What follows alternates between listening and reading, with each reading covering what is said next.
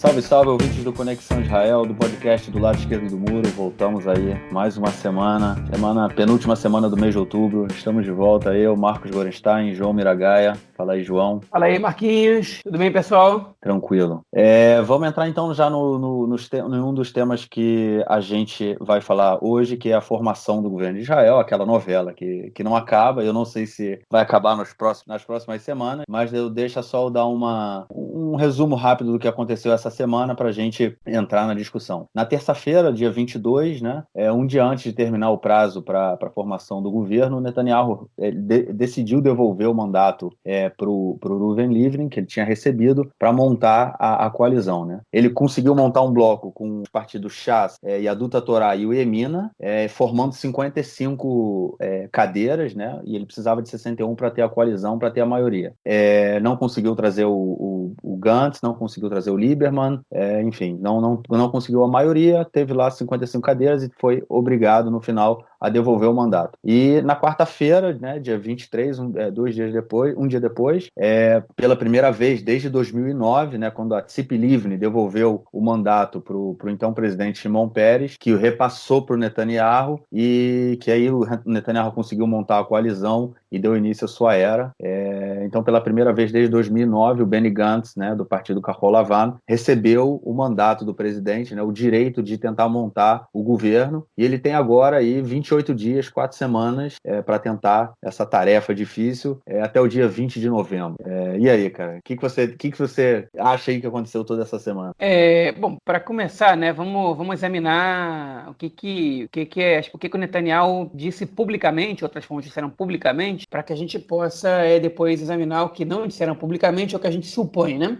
O Bibi, quando ele devolveu o mandato pro presidente Rivlin, ele disse que ele fez todos os esforços para formar um governo de união, mas o Gantz recusou um após o outro. Né? Esse foi o comentário que ele fez. Então ele jogou a responsabilidade no Gantz e disse o seguinte: olha, eu queria fazer um governo, mas ele recusou todas as tentativas. A gente tinha e o Netanyahu sempre se refere a um amplo governo de união nacional. Né? Amplo quer dizer com muitas cadeiras. Né? Ou seja, quando ele fala amplo, não é só o Likud e o Azul e Branco, com as suas 65 cadeiras juntas.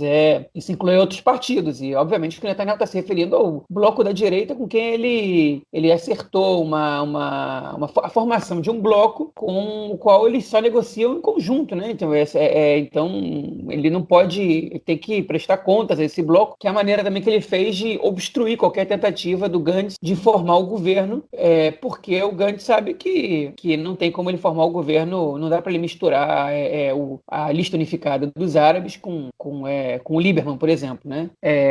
Pelo menos até agora não foi possível, e os discursos dos dois atentam para isso. Se acontecer, vai ser uma surpresa muito grande para todo mundo. Mas enfim, então ele disse isso, né? Ele tentou jogar a responsabilidade no Gantz para jogar uma pressão em cima dele, né? E para ele sair ileso dessa história. Olha, eu baixei aqui minhas exigências, eu fiz 1000 propostas, né? Só que nos bastidores a gente sabe que não é verdade o que ele está falando, sabe que ele não fez, que ele não cedeu muito para formar esse governo. É verdade que o Gantz também não cedeu, mas a gente sabe que ele não cedeu, ao contrário, ele continua negociando em bloco, né? Se ele quisesse fazer um governo de união, a primeira coisa que ele faria era desfazer esse bloco que ele formou, né? Mas aparentemente o interesse dele é negociar sim ou não negociar. Então essa é a primeira coisa que a gente sabe.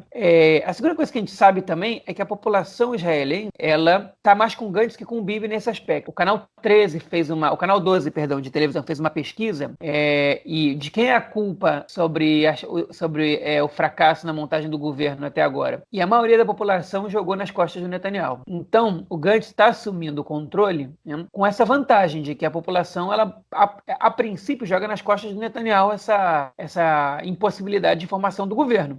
Só que ele tem uma tarefa agora que é praticamente impossível, né? Ele tem que formar um governo na verdade, com esse bloco de obstrução que o Netanyahu criou, que não é exatamente, porque só são 55, né? Ele pode chegar a 65, mas que é praticamente impossível, como a gente falou, juntar aí os gregos e troianos nesse possível governo. governo. E o Lieberman, por exemplo, ele não admite nem sequer um apoio dos árabes a um governo de minoria. Vamos supor que o Gantz feche um governo com o Israel Nossa Casa, do Lieberman, e com os partidos de centro-esquerda e de esquerda, né, que já é uma coisa inédita, né, que o Meretz esteja no mesmo governo que o Lieberman, né, que é uma coisa que na última eleição eles discutiam a possibilidade disso, se acontecesse, né, e o Meretz negava, falava, a gente não vai estar em governo com o Lieberman. Né, dessa vez eles não falaram nada. Mas já é uma coisa que já seria uma notícia bombástica. Né?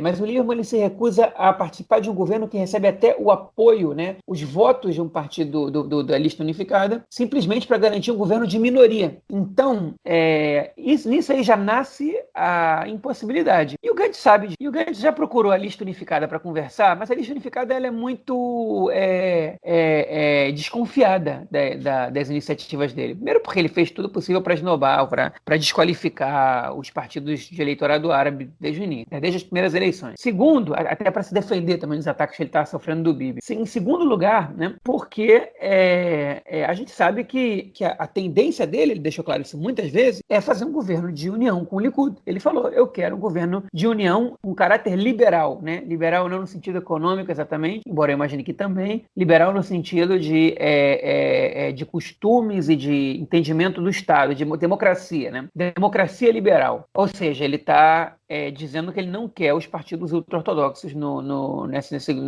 nesse governo, e acredito que também nem os partidos ortodoxos, que ele se refere a eles como messiânicos. Acho que ele está se referindo ao Likud e ao Israel Nossa Casa e talvez ao Partido Trabalhista. Né? Esse seria o governo de união liberal do Gantz. E os partidos árabes, eles notaram essa manobra do Gantz, porque o Gantz, por duas razões. Primeiro, porque o Gantz, ele senta para negociar com eles, né? Mas ao mesmo tempo diz que é um governo de união liberal, né? Que claramente, bom, para quem entende hebraico, né, você sabe que quando ele está se referindo a esse governo de união liberal, ele não está se referindo aos árabes, porque senão não tem união, né? Na cabeça da maioria do público israelense, fazer um governo com os árabes é ir para o dissenso, né? A união é o consenso, que seria a união do povo judeu. Isso não estou inventando, nem estou fazendo juízo de valor, estou dizendo o que significa essa terminologia em hebraico. Em segundo lugar, porque o Gantz ele convocou reuniões com os líderes das bancadas de 3 dos 4 partidos de eleitorado árabe, do Hadash, do Tal e do Ram. Mas o Balad, que é o partido que não apoiou, né, o Gantz, né, que não indicou ele a formar o governo, foi deixado de fora dessas primeiras conversas. Isso indica pra gente que o Gantz ele tá de alguma maneira desmontando a lista unificada, sem perguntar para ele se está tudo bem. E aí a lista unificada, em peso, se manifestou.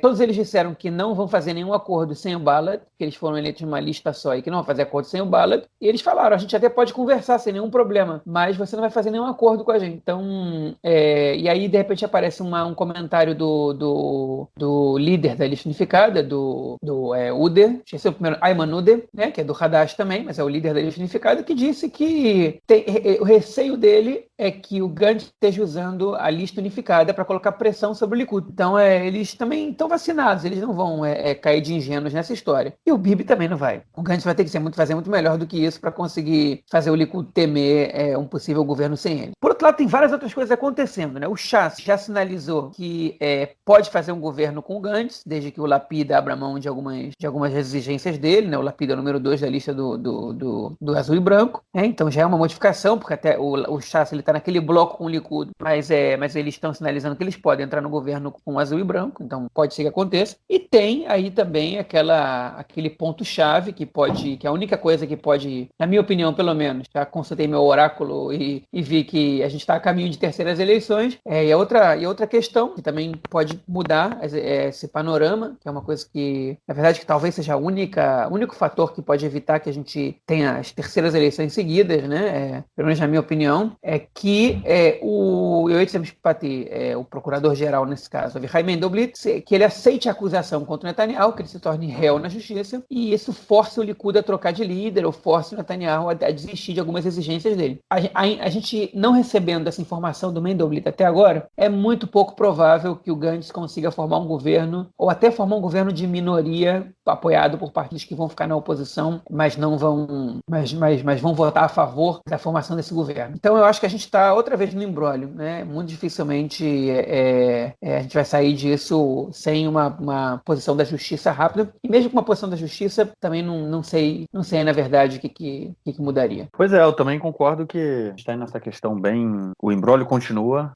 Eu não sei se a gente tem pode atingir algum avanço, porque, como você falou, os árabes, eu acho que os partidos árabes, né, a lista unificada, eles não vão também aceitar participar do governo, nem que seja do lado de fora. Como eles falaram, eu acho que para eles é mais importante manter a lista unificada, né, ainda mais em função de toda a realidade, tudo que vem acontecendo atualmente, né, dentro da sociedade árabe em Israel, né, a gente já falou disso nos outros episódios sobre a violência, que na verdade as manifestações continuam. Essa semana também houve manifestações contra a violência, exigindo, né, atitudes do governo. Então, acabar com a lista árabe, separar a lista árabe num momento como esse é muito complicado. Eu acho que é uma decisão política, em termos políticos, né, acertada. Eu acho que eles mantêm a coerência com a sua população e até a sua estratégia política, né? Quanto aos partidos religiosos, enfim, essa questão do Lapid também descer da árvore e abrir mão da sua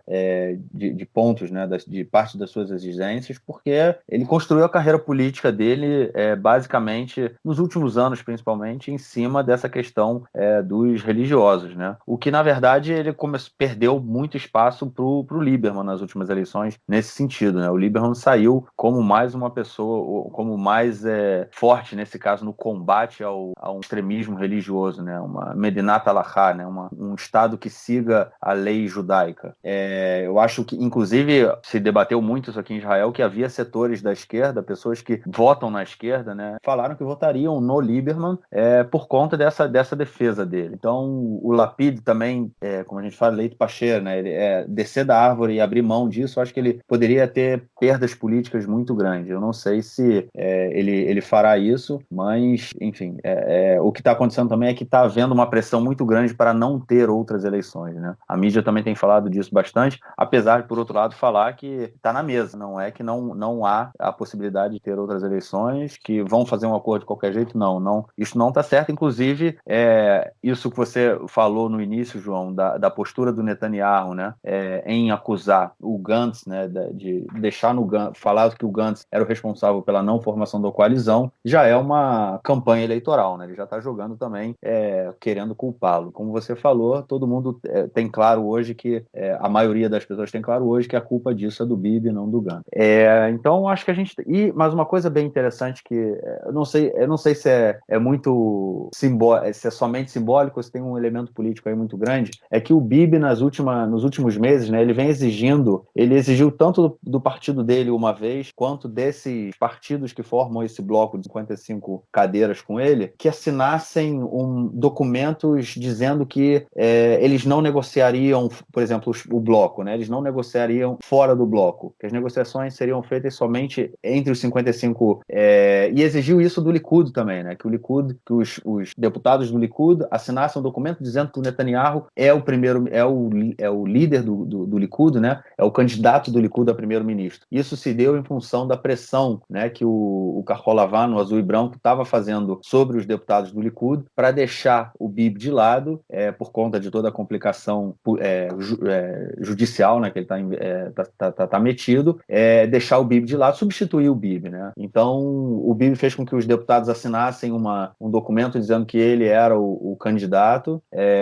Enfim, o Bibi vem tentando se cercar disso, que, na minha opinião, se você exige que os deputados façam isso, é porque você está duvidando da lealdade deles, duvidando da sua própria liderança. Enfim, mas ele fez isso. E o que aconteceu é que, na última semana, ele pediu novamente que os partidos do bloco assinassem um documento desse gênero, e o partido, um dos partidos, né, do bloco bloco Yemina, e aí na verdade eu vou falar já desse bloco, que era o partido Abaita Yehudi, né, da ex-ministra da Justiça, Ayelet Shaked, e do ex-ministro da Educação, Naftali Bennett. Eles falaram que eles não iam assinar esse documento. Falaram, não, chega, já deu, a gente assinou muito documento, a gente já disse que está com você, a gente apoia você, a gente defende o bloco, e isso realmente fizeram, mas a gente não vai assinar um documento. Isso eu achei um passo interessante. Eu não sei se há uma implicação política quanto a isso, se isso quer dizer que eles podem estar pensando em deixar o bloco, mas foi um passo interessante no sentido de uma certa autonomia. E o Bennett já falou algumas vezes que ele é a favor de um governo de coalizão também, e eu acho que ele seria parte de um governo de coalizão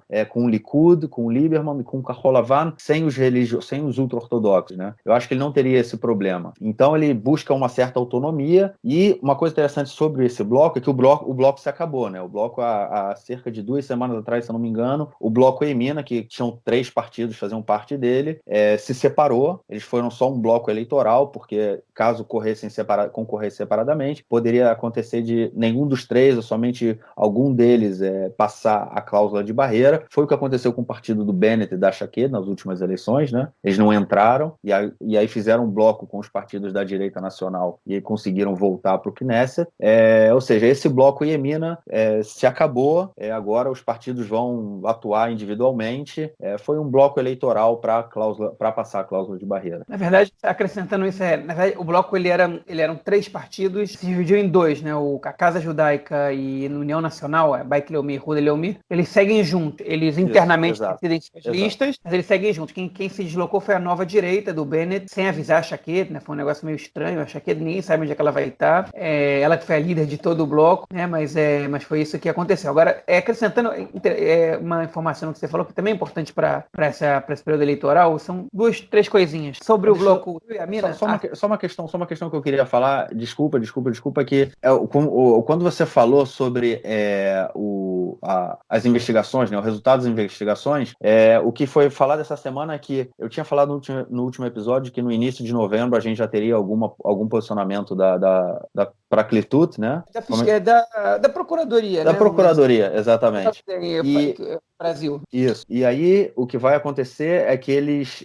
na verdade, eles só vão liberar a ideia é que eles lancem, né? Que eles cheguem a alguma conclusão somente no final do mês de novembro. E o mandato do Gantz vai até o dia 20 de novembro. Ou seja, a gente pode ter um período aí de talvez entre 5 e nenhum dia, vamos dizer, que o Gantz tenha para montar uma coalizão com o Bibi indiciado, entendeu? Oficialmente, sendo réu. Então a gente pode ter alguma movimentação aí caso o período do Gantz de formar a coalizão não termine antes da Procuradoria liberar o seu parecer sobre os depoimentos. Mais ou menos isso. Foi mal. Continua aí, cara. Não, importante isso. Enfim, mas acrescentando, né? Sobre o caso dos partidos ortodoxos, né? Sionistas ortodoxos. Apesar deles terem se separado e apesar deles terem se recusado a assinar esse documento que o Bibi pediu, né? E depois a gente fala de outro documento rapidinho. O Bennett, ele fez um post no Facebook, uma postagem, dizendo que se o Bibi não for o primeiro-ministro por questões judiciais, ele escreveu mais ou menos com essas palavras. Eu vou até procurar agora para ler com exatidão. Se o Bibi não for primeiro-ministro porque ele recebeu charutos e por artigos no portal Walla, né? Isso significa uma grande crise do campo nacional, que é como se chama que é tudo que se refere aos partidos de direita, né? Se chama de Machaneh Leumi, né? Que é o campo nacional, que quando você vota no Likud aparece a sigla que é Machal, que significa Machaneh Leumi. E todos os partidos de direita eles se identificam, ou você está no grupo Ma'arar, né? Que se falava antigamente, hoje em dia se fala da centro-esquerda, né? Ou você está no Machal. Machal é o campo nacional, na verdade campo nacionalista seria o ideal. E ele diz que as pessoas perguntam para ele, porque o Bennett teve muitas crises com o Netanyahu, políticas e pessoais, inclusive. Ele tem algum problema com a esposa do Netanyahu, que ninguém sabe exatamente o que é, da época que ele foi assessor do Netanyahu. Mas por que você está defendendo? Ele escreveu, e as pessoas me perguntam, por que você está defendendo o Bibi? Ele fala, eu me pergunto isso todos os dias, okay? Mas amigos, eu não estou defendendo o Bibi, eu estou defendendo o campo da direita como um todo. Que se alguém tem que derrubar o Bibi do poder, esse alguém tem que ser o povo, tem que ser o voto. Não pode ser um processo absurdo que os meios de comunicação manipulam, né? A comunicação é toda esquerdista e manipula a justiça, que pode acabar condenando o Netanyahu por nada, porque receber presentes como esses cigarros, como charutos e garrafas de champanhe, ou cartigos no portal Walla, não significa absolutamente nada. Então ele está fazendo um ataque contra os meios de comunicação, contra a justiça, no caso, que ele está chamando de manipulável pelos meios de comunicação, e quando ele diz que os meios de comunicação são todos de esquerda, se a justiça ela segue os parâmetros dos meios de comunicação que estão julgando não de acordo com a lei, mas de acordo com convicções, ele também está dizendo que a justiça é toda de esquerda, ou pelo menos a maioria, o que não é novidade, né? Isso fez parte do discurso de campanha dele, e ele saiu em defesa do Netanyahu um pouco atacando as instituições, né? A justiça, né? O judiciário, que é um poder do Estado independente, os meios de comunicação, que é o que se chama de quarto poder, mas que são independentes também, e nem todos os veículos de comunicação eles são críticos ao Netanyahu em Israel, a gente sabe bem disso, embora talvez a gente pode dizer que a maioria dos grandes veículos sim são críticos, né? Não são exatamente de esquerda, mas são críticos ao Netanyahu. Enfim, então eu acho que já começou uma guerra aberta aí, né? Que o Netanyahu e o Likud estavam nessa sozinhos, mas agora que o Bennett entrou contra os meios de comunicação, acho que isso vai se expandir para o resto do eleitorado de direita. Falando em documento também, é legal a gente comentar que o Carol Lavand também pediu para o Likud um documento para sentar com eles na coalizão. Eles falaram, tudo bem, a gente pode sentar na coalizão com vocês, o Netanyahu pode ser primeiro-ministro. Se vocês assinarem um documento dizendo que se ele receber se o procurador-geral receber a acusação contra ele, ele tem que renunciar imediatamente. E o Netanyahu e o Likud se recusaram a assinar esse documento. Então, o Gantz vai usar isso para sempre, porque o argumento do Netanyahu, se ele estiver aqui para próximas eleições, como você disse muito bem, ele já abriu um discurso de campanha, é que, olha só, eu tentei fazer um governo de união sionista, né? E o Gantz recusou para tentar fazer um governo com os árabes, né? Esse vai ser o argumento do Netanyahu para tirar os eleitores de centro de perto do Gantz e tentar levar para o Likud nas próximas eleições. Mas quando o Gantz apresentar essa questão da acusação de corrupção, é um pouco complicado, tipo, é difícil que as pessoas, não o eleitorado do Netanyahu fixo, esse aí sempre acredita nele, mas que as pessoas que estão em dúvida ou que votaram no Gantz nas últimas eleições caiam no discurso do Netanyahu. Então, documento por documento, essa guerra de documentos aí, ninguém quer assinar nada. Enfim, e aí, na semana que vem o Gantz ele tá começando a se mexer, apesar de eu achar que isso não vai dar nada, mas ele consegue conquistar algum terreno simbólico, né? Na semana que vem ele tem 4 reuniões marcadas ele tem 4 reuniões marcadas com o Israel Nossa Casa, com o Likud, com a União Democrática e com o Partido Trabalhista, e ele vai ser o principal discurso na parada de lembrança ao assassinato do Yitzhak Rabin, do primeiro-ministro. Então, ele está conquistando um espaço simbólico que talvez permita ele se consolidar nessa posição, e se tiverem outras eleições, talvez ele se fortaleça ainda mais. A pergunta é se ele vai conseguir tirar os votos da direita ou não. Porque se ele não tirar os votos da direita, não adianta muita coisa. Bom, acho que é isso aí. A gente tem essa semana, próxima semana aí, com certeza a gente vai ter novas notícias, novas informações. Né, o Gantz vai tentar de qualquer forma montar essa coalizão, que pode ser muito instável também. Na verdade, só uma curiosidade, há um tempo atrás eu vi na televisão uma médium que falou que se houver governo, o governo vai ser muito instável e até maio a gente tem novas eleições. Enfim, para quem acredita, pode ser que então, de repente, tenha até mesmo um governo, e ela também falou um monte de coisa que o Bibi vai ter um escândalo com o Bibi, o Bibi e a Sara vão ter problemas pessoais, o Lapid também vai ter problema, vai ter uma revolução na política israelense. Enfim, vamos ver o que a gente tem por aí, né? É possível que a gente feche um ano sem ter governo. Esperamos que não. Isso aí. Bom, vamos lá para o nosso segunda notícia de hoje, cara, porque amanhã, né, dia 26 de outubro, 25 anos, exatos 25 anos atrás, em 26 de outubro de 1994, foi assinado o acordo de paz entre Israel e a Jordânia, né, pelo então primeiro-ministro Yitzhak Rabin e o rei Hussein. E esse acordo vem nos últimos anos aí tendo muitos altos e baixos, mais baixos do que altos, e agora a gente tem uma crise que a gente gostaria de falar dela, que é basicamente o seguinte: quando o acordo foi assinado entre as duas partes, duas regiões, né, uma que se chama Naharaim, e a outra que se chama Tzofar. A primeira, ela fica na região do Mar da Galileia, é uma região agricultural usada pelo kibbutz Ashdod Yaakov, então é bem do lado do kibbutz. E a segunda região que eu falei, Tzofar, ela fica no sul do Mar Morto. São dois extremos, né? E esses territórios são territórios jordanianos que eles foram emprestados, cedidos a Israel por 25 anos, como parte do acordo, e esse acordo seria renovado a cada 25 anos automaticamente, caso nenhuma das partes reivindicasse o fim do acordo, né? Ou a Jordânia falasse que queria as regiões de volta, ou Israel falasse que não queria mais usar as regiões. Eles deveriam dar 1 ano de aviso prévio, e a Jordânia fez isso no dia 26 de outubro do ano passado, deu aviso prévio dizendo que não renovaria o acordo, e amanhã a gente tem completa aí 1 ano do aviso prévio, 25 anos do acordo, e a não renovação do leasing, né, que chama, né, do empréstimo da terra, da cessão da terra a Israel. Vamos falar um pouco do acordo de paz entre Israel e Jordânia, dar alguns elementos históricos e depois entrar num debate aí sobre o que isso pode representar? Vamos lá. Começar a fazer um panorama histórico, então. Tá? A Jordânia, desde que o Estado de Israel foi declarado pelo Ben-Gurion em 1948, a Jordânia, na verdade, desde antes disso, né, as negociações começaram antes disso, a Jordânia ela era o país com que mais se aproximou de fazer um acordo com Israel, inclusive nos tempos mais conturbados, né, de Israel com seus vizinhos. Na verdade, a gente entender que a população da Jordânia ela é de origem palestina, entre 70% e 90% da população jordaniana é de origem palestina, né?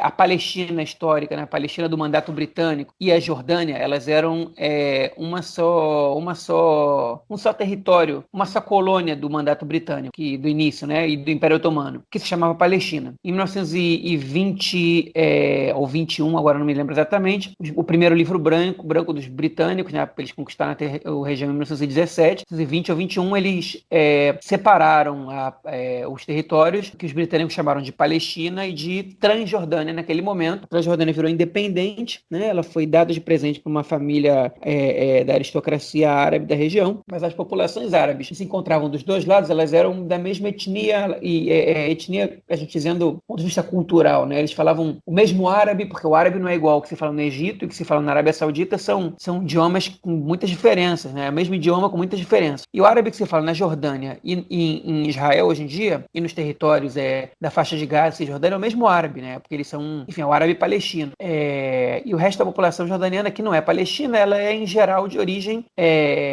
beduína, né? Que também é outra etnia dentro do mundo árabe, outra cultura também. A grande maioria, tanto dos palestinos quanto dos beduínos, é muçulmana. Mas a Jordânia tem uma população árabe que é parente da população árabe israelense, da população palestina, né? Dos territórios, principalmente, refugiados.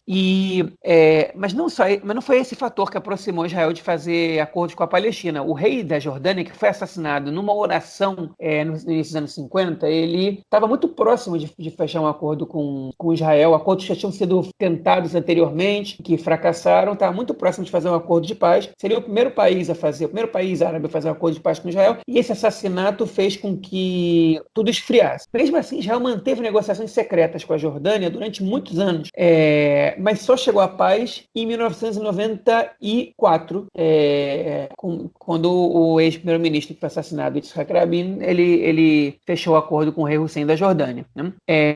Foi o acordo de paz mais simples de ser feito de todos, porque havia uma boa vontade dos dois lados. A Jordânia era um país que já estava totalmente alinhado com os Estados Unidos desde durante os últimos anos da Guerra Fria.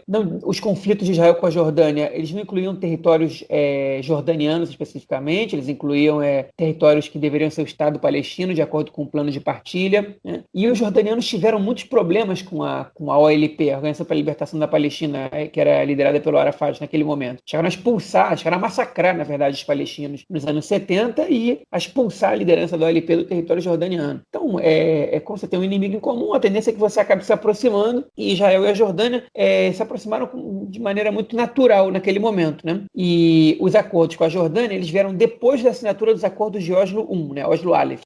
tem Oslo A e Oslo B, vamos dizer assim. Os principais foi Oslo A, depois que o Rabin reconheceu o Arafat como o líder dos palestinos e que a OLP reconheceu Israel, reconheceu o Estado de Israel, e que depois foi criados os territórios A, B e C, e certo controle dos territórios foi dado à autoridade palestina, recém-criada também nos acordos de Oslo, a Jordânia praticamente disse, pronto, agora que a gente tem isso aí, agora que Israel está normalizando a relação com os palestinos, institucionalizando, a gente já se sente confortável para sentar na mesa de negociações com Israel. A gente também já não desistiu de brigar, né, pela Cisjordânia e pela faixa de Gaza, especialmente pela Cisjordânia, né, ou margem ocidental, ou Judéia e Samária, como vocês preferirem chamar. Cisjordânia é o nome que deram porque foi o território que foi incorporado pela Jordânia. Um parênteses, a Jordânia chegou a anexar esse território, o mundo obviamente não reconheceu, e quando Israel conquistou esse território na Guerra dos 6 Dias, né, Israel nunca quis anexar o território, só Jerusalém Oriental e as colinas do Golã lá em cima Israel anexou, porque Israel não queria dar cidadania para a população ali, para não perder a maioria judaica, ou não botar em risco a maioria judaica, então até hoje essas pessoas vivem sob um regime de ocupação. Enfim, mas então quando Israel faz um acordo com os palestinos e estabelece uma determinada autonomia para os palestinos sobre a região da Cisjordânia, os jordanianos dizem, tá bem, eu parei de brigar por isso, porque Israel admitiu que os palestinos vão ter alguma autonomia, que é o primeiro passo para que chegue a um acordo e um Estado palestino futuro. E foi tudo muito simples, né? O Marcos explicou agora um pouco das negociações que foram, o que cada um teve que ceder. Israel também liberou para a Jordânia o uso um pouco maior das águas do Rio Jordão, né? E por aí vai. E foi, na verdade, um acordo muito tranquilo e que hoje ele... Só uma parte também, a Jordânia, ela também é a responsável, né, pelos locais sagrados muçulmanos em Jerusalém Oriental, ou seja, a Jordânia é responsável pela esplanada das mesquitas, né, o Arabai, então, e também por toda a região ali, tudo que é religioso é a Waqf da Jordânia. O Waqf é como se fosse a Arabanut, né, não sei, tá me fugindo agora a palavra para explicar, mas a instituição religiosa muçulmana responsável pelos locais sagrados. E a Waqf da Jordânia é que é responsável pela esplanada das mesquitas e por todas as mesquitas que tem ali, e a Cidade Velha, ou seja, tem um poder, né, um simbolismo, um poder político muito grande. Desculpa aí só o parênteses. Não, perfeito. Tinha me esquecido disso, né, pela Mesquita de Al-Aqsa, o Domo da Rocha, que é, segundo a tradição islâmica, o terceiro lugar mais sagrado do mundo para a cultura islâmica, que é de onde Maomé teria vindo no final da vida, subido num cavalo alado até os céus, né? Que eles chamam de Al-Quds, né, Jerusalém. Al-Aqsa, Al-Quds, significa na ponta, né, esquina, que é como eles se referiam a essa região, né? E Al-Quds, que é Jerusalém, é a cidade da ponta, porque a visão que eles tinham do mapa naquela época, Jerusalém ficava numa ponta do mapa do mundo conhecido pelos árabes. Pois é, a Jordânia, então, ela tem uma participação muito grande. Israel já teve outras crises com a Jordânia, inclusive quando Netanyahu foi primeiro-ministro pela primeira vez, que a paz com a Jordânia era super recente, ele autorizou uma operação do Mossad lá para prender um dos líderes do Hamas, que é o vivo, do Khaled Mashal, e foi fracassada, né? Os agentes do Mossad foram pegos e o Netanyahu teve que trocar o líder do Hamas na época, criador do Hamas, que era o Sheikh Ahmed Yassin, que estava preso pelos agentes do Mossad, entre outros presos. Foi uma vergonha para Israel esse fracasso do Mossad, e foi uma crise muito grande as relações com a Jordânia. Mas nem aquilo rompeu, né? Nem aquilo fez com que a situação degringolasse, né? Israelenses que eu conheço que viajaram à Jordânia, e não só as regiões super turísticas, como Petra, por exemplo, onde foi filmado Indiana Jones, disseram que o povo jordaniano ele não é hostil em relação aos israelenses. Ao contrário, por exemplo, do povo egípcio, que a relação de paz, o acordo de paz existe, Israel coopera com o Egito em diversos aspectos, mas o povo egípcio ele é hostil em relação aos israelenses, né? Você pode até o Sinai de passaporte israelense e falar hebraico, mas na região do Cairo, em cidades grandes egípcias, é perigoso, né? Você está falando em hebraico por lá. E na Jordânia, pelo que eu entendo, pelas experiências alheias, não é, né? Então, enfim, essa crise crise que está acontecendo agora, ela é atípica, né? E ela mostra uma indiferença do governo israelense com relação com a Jordânia. Eu acho isso que eu vi também nas últimas, né, nessa semana, é que a população da região, principalmente Naharaim, e o que acontece também é que Naharaim é uma região que tem um rio e desde da década de 20, se eu não me engano, foi construída uma hidrelétrica, né, que tinha uma pequena queda d'água, foi construída uma hidrelétrica que era capaz de fornecer energia para quase toda a Palestina na época do mandato britânico. Então, ou seja, é uma região que foi importante, uma região que teve do lado israelense por muito tempo. A hidrelétrica ela foi construída por uma pessoa chamada Pinchas Rutenberg, ou seja, era judeu, era uma região que era colonizada por judeus na região e acabou ficando do lado jordaniano, né? E o que eu ouvi da população que mora no local, né, do pessoal do Kibbutz Ashdod Yaakov, é que o governo não fez muito nesse ano para tentar convencer os jordanianos de mudar a decisão de não renovar a cessão da terra, o leasing, né?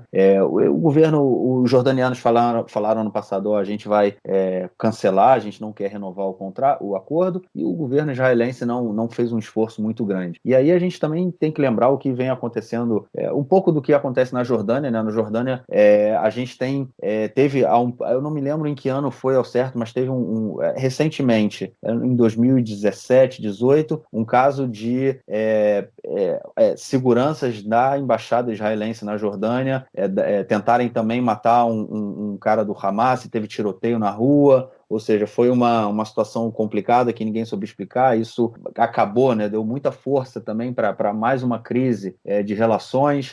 Quando teve recentemente também, quando teve um atentado na Cidade Velha de Jerusalém e os terroristas entraram na esplanada das mesquitas e a polícia foi atrás deles, acabou que eles foram mortos dentro da esplanada e depois o Ministério do Interior israelense, que na época era o ministro Gilad Erdan, é o mesmo, né, o Ministério da Segurança Pública, decidiu que ia botar detector de metal na entrada da esplanada das mesquitas, né? O que causou um problema.